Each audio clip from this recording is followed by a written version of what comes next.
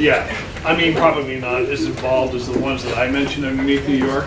And they kind of closed up that underground thing a little bit, what we call the tunnel people or the mole people, a little bit after 9/11. Because a lot of the infrastructure, the things that makes New York run, are actually underground, like I mentioned and stuff. So it's a little bit more difficult, but of course people find their ways down. Yeah, go ahead.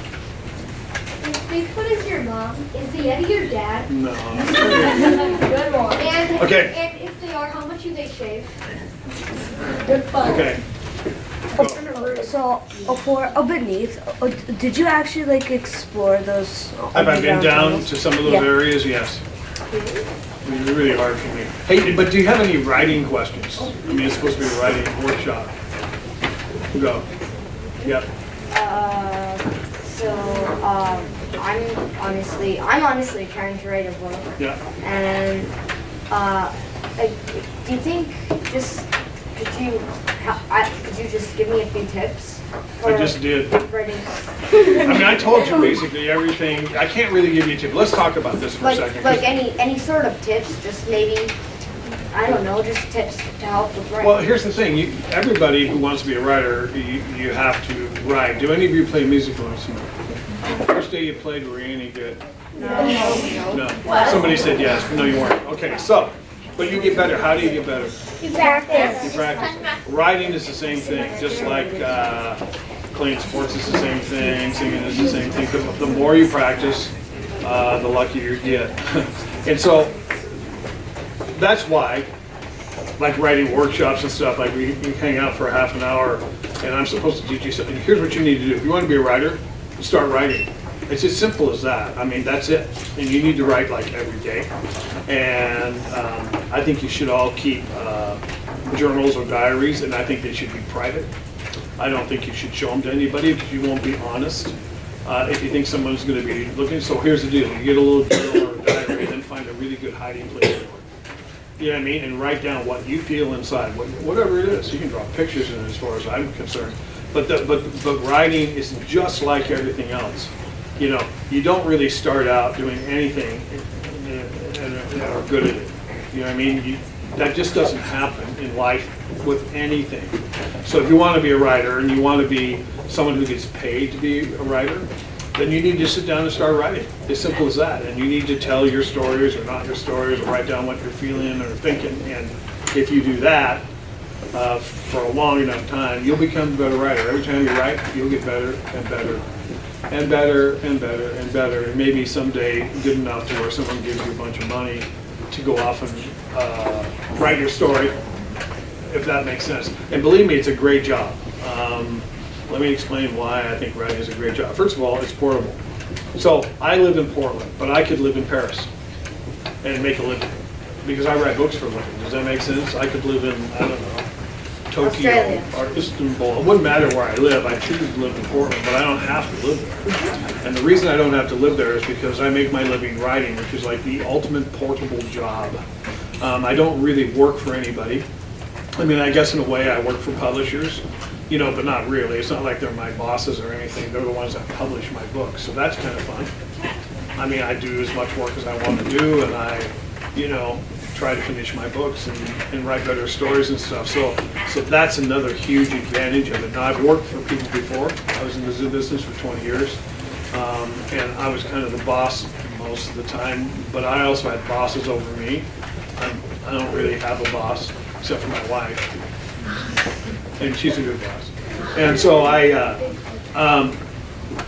and there's a lot of different types of writing.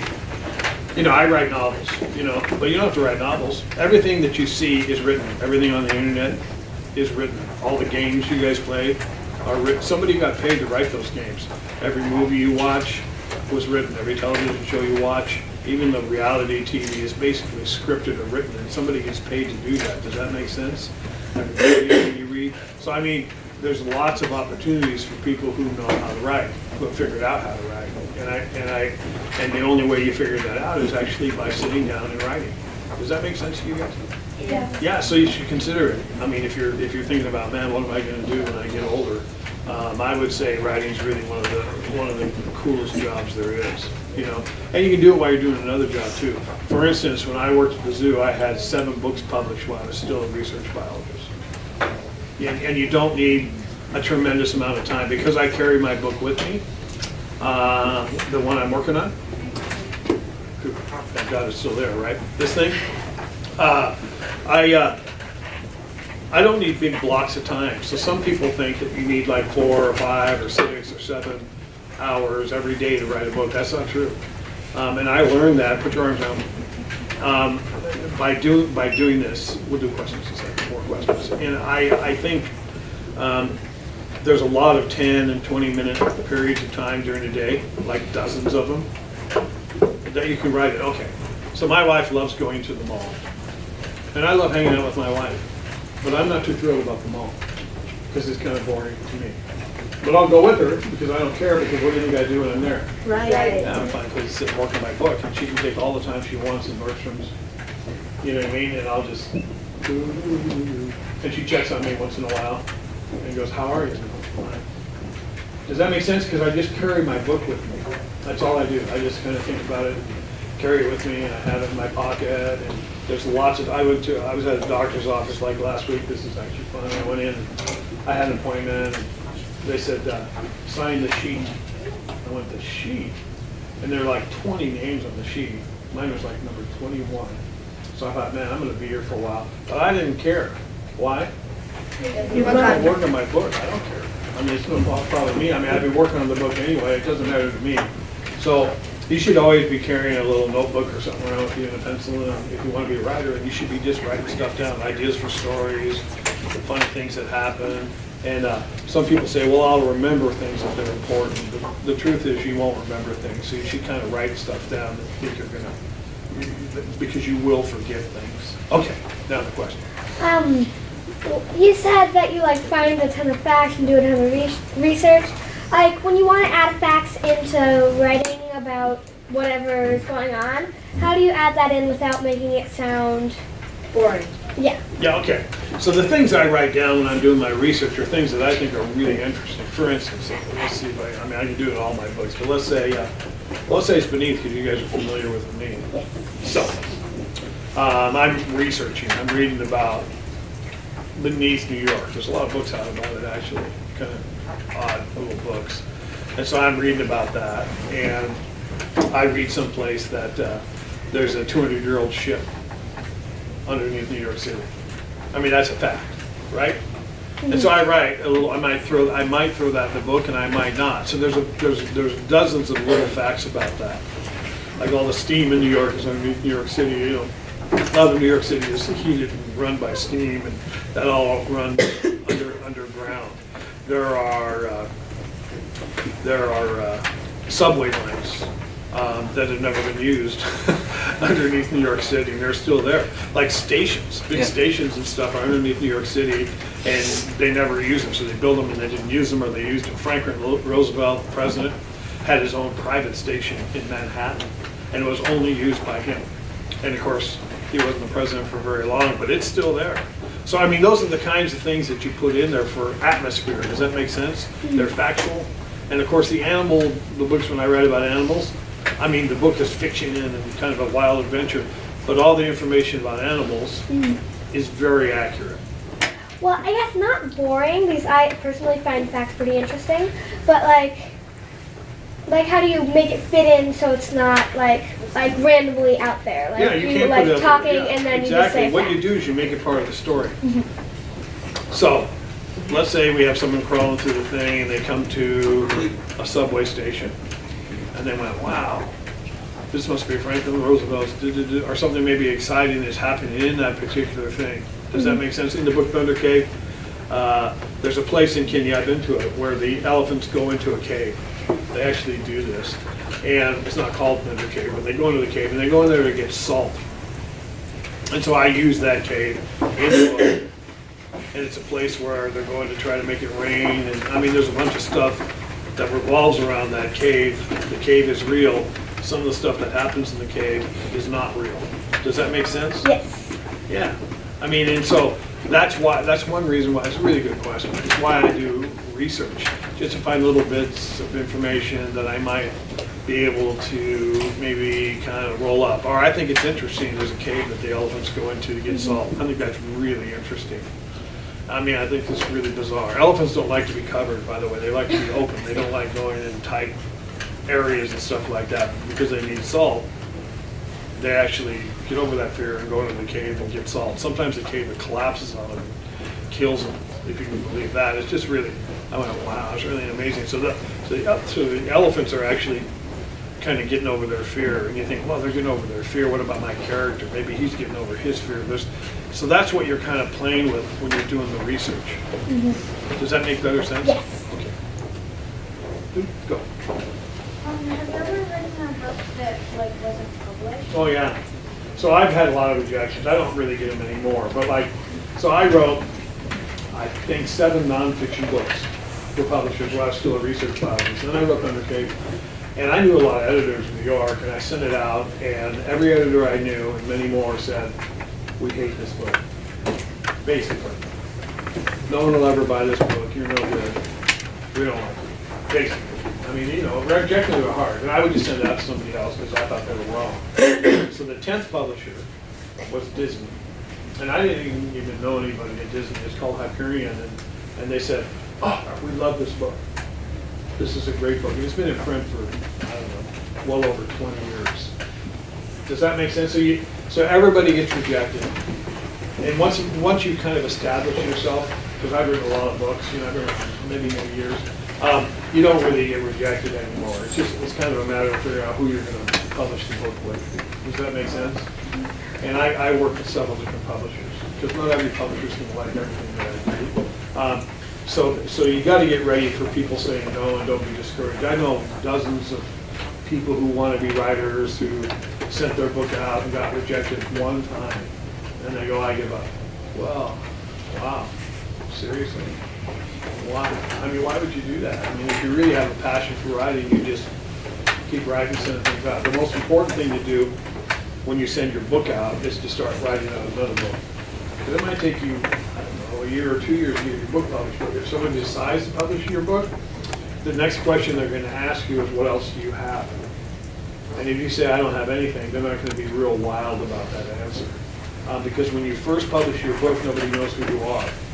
And the chances of the publishing company making money on your book first time out is, 4%. You know what I mean? So when a publisher publishes you, they're actually publishing you as a person as opposed to your book. Does that make sense? What they're hopeful is that you're going to write other books, and you're going to become a better writer, or you're going to become an established name and stuff.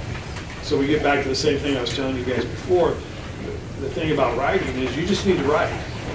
You know what I mean? You just need to write every day and get ready for success. You know what I mean? And don't pay attention to rejections. You know, I got hundreds of rejections. I wrote all sorts of novels. I wrote a romance novel. I did. It didn't get published. I wonder why. Yeah, well. Other questions?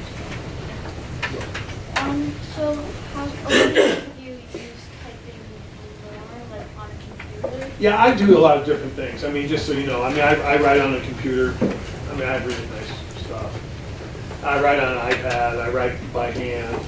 I even write on a manual typewriter in the summer when I'm home. I have really very old, very cool Olympia German-made typewriters, which I really like. I have like 4 of them. Drive around and quite nuts. I buy them on eBay. And they come and she goes, you're kidding, you bought another one. How many hands do you have? So I kind of changed it up a little bit. I wrote Peak pretty much the rough draft with a digital tape recorder. So what I do is I wake up in the morning, I grab my little digital tape recorder, and I would go out and walk, like for miles.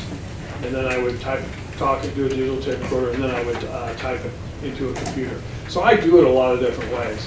I think the best way for me is this is a notebook, because I feel really guilty about this story all the time, because it's with me and I should be working on it. Does that make sense? So like this morning I woke up at 5 o'clock in the morning.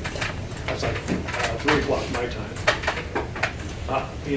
I'm not very alert at 5 o'clock. It doesn't matter. You know what I mean? So I woke up and I got about an hour's worth of writing in. Does that make sense? And then when I get back to the hotel tonight, I'll do the same thing. I'll write some more. Same thing tomorrow. I mean, so I like being able to carry it, not worry about batteries or screens, or probably even more so, more distracting is like internet and social media and all that fun stuff. I think it's really fun stuff, and answering emails and doing all that stuff.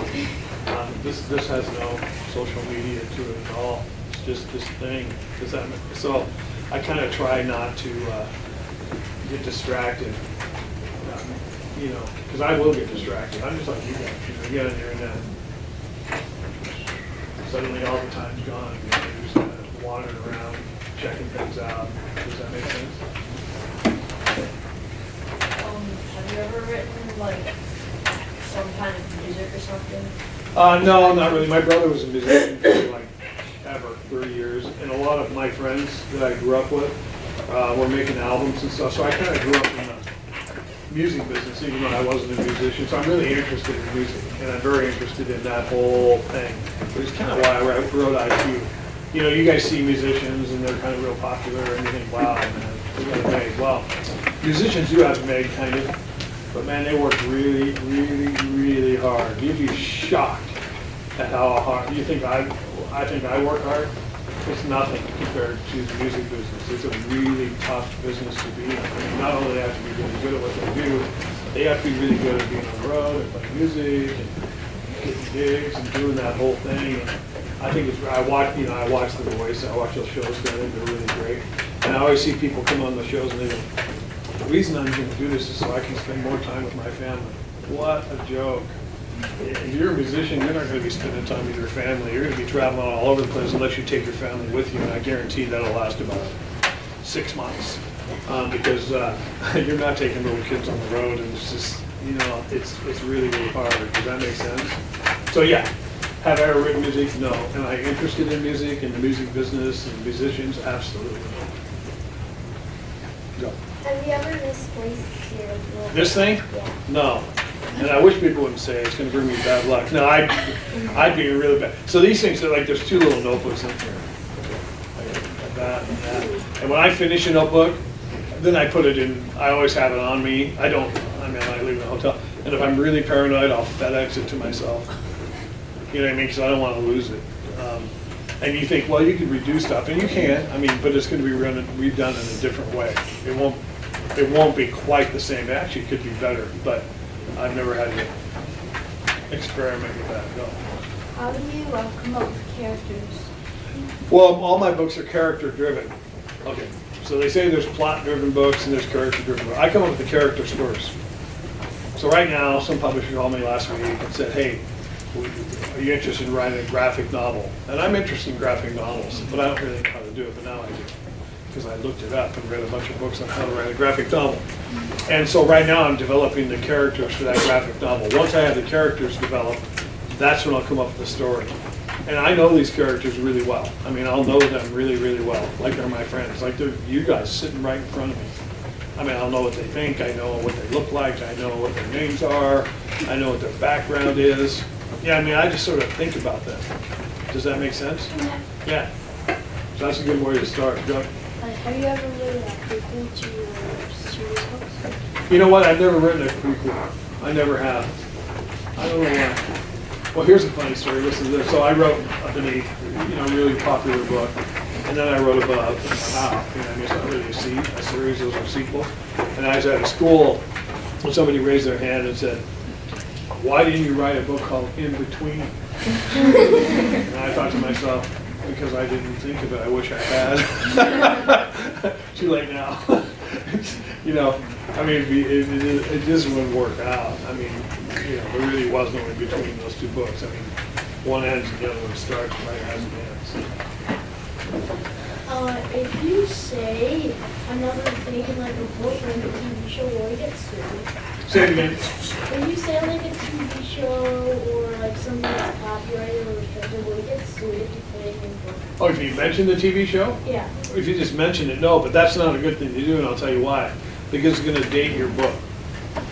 And so what happens is that what's popular now isn't going to be popular in 5 years. And so you start mentioning things that are really current right now, in 2 or 3 years or maybe even less, nobody will know what you're talking about. Does that make sense? So it might seem like a really, really good idea now, but believe me, if your book stays in print, which you all hope they do, you don't want to do that. I'll tell you one thing that's really kind of really hurt novels, made it really more difficult, is the fact that we all have cell phones. It's so irritating. I mean, so when I grew up, we didn't have that stuff, you know what I mean? And so when you got in trouble, you were just kind of got in trouble, and it was really hard to kind of get in touch with anybody. Now, you got to kind of bring that whole technology into your books, because otherwise, when you guys read it, they go, why don't they just use their cell phone? Because everybody has them. Does that make sense? So just the things that are in the world really kind of switch around what you're doing. That's why I like writing historical fiction. And one of the first things I usually do with the cell phone or all that stuff is I get rid of them. In the story, somehow they break, the battery's dead, there's no cell tower or something, because as a plot point, you know what I mean, you're kind of in touch with everybody all the time. Does that make sense to you guys? You know, like Pete Marcello, he doesn't like using the cell phone, so his is always dead. That's how I handle that thing. He's just dead. He doesn't really care about it very much, so he doesn't, you know, he has one, but it's like a brick. You know what I mean? It's like worthless, because he never, you know, he's not really obsessed with that. You know what I mean? Like all of us are, you know what I mean, nowadays. The titles are interesting, because a lot of times I'll have what's called a working title. So like Thunder Cave, the title all the time I was writing it for over 2 years was called The Long Rains. Because in Kenya there's the long rains and there's the short rains. And if the long rains don't come, then there's a drought in the country. And some years it doesn't come, and it takes place during the drought. You know, so things are really bad there. So I called it The Long Rains because I thought that was really, really poetic. But in the end, I changed it to Thunder Cave. And when you read the book, you'll know why it's called Thunder Cave. So a lot of times, you don't know, it actually doesn't matter. Some people come up to me and go, well, if I had a good title, I'd write a book. You don't really need a good title to start with. You can call your book One, or Table, or Notebook. It doesn't really matter. When you finally finish the story, then you're going to kind of know what to call it. This is one of my favorite stories about titles. So when I wrote Zach's Lie, my title all the way through was, I love this title, The Zach in the Box. I thought that was so great.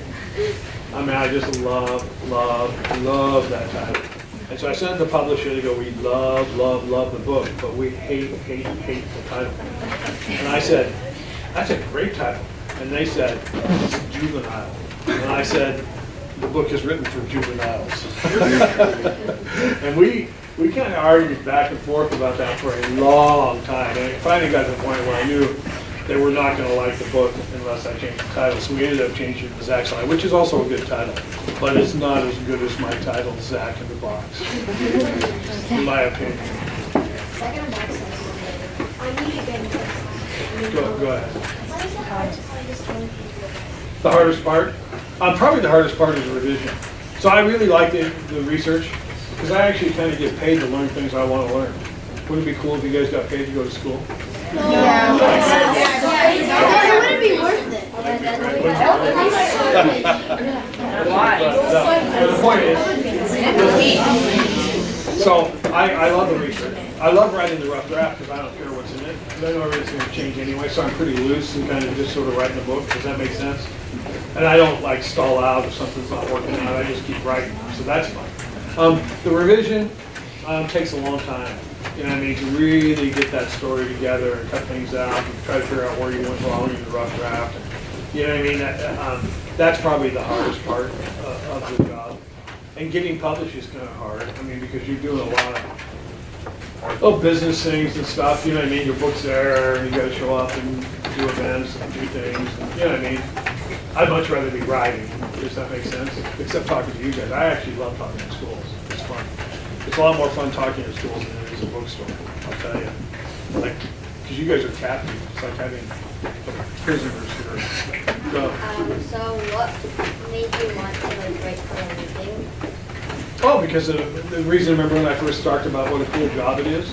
Yeah. And by the way, it took a long time. You know what I mean? It probably took me 20 years before I started making a living writing. Does that make sense? I mean, I had to have a day job, but I had a really cool day job. Like, really cool. Yeah. Do you have to get bored, like, of writing a book and have to, I don't think I get bored. I think of this. If I got bored writing one of my books, think how bored you'd be reading it. I mean, it wouldn't be too good, right? I mean, I might get tired, but the only reason I'm tired is because I'm not really pushing on it hard enough. Does that make sense? And are you asking if I ever get stuck? yeah. Are you asking if I ever get writer's block? Yeah. I wish you guys didn't even know that term, but let's talk about it because it's important. I don't believe in writer's block. So let's say you go to a doctor and you're sick, and you go, "Doc, I'm sick," and the doctor says, "I can't help you, I have medical block." Or let's say you go, your parents' car breaks down, and they take their car into the mechanic, and he says, "I have engine block." That's kind of a pun, but the point is that you guys don't know. Anyway, so the thing is that I don't really understand writer's block. And here's really an interesting thing. If you go to your public library and you look at writer's block, there'll be a whole shelf of books written about writer's block by writers who have writer's block. How do they write about it? Very good point. How do they write about it? How do they write about writer's block when they have writer's block? What is that about?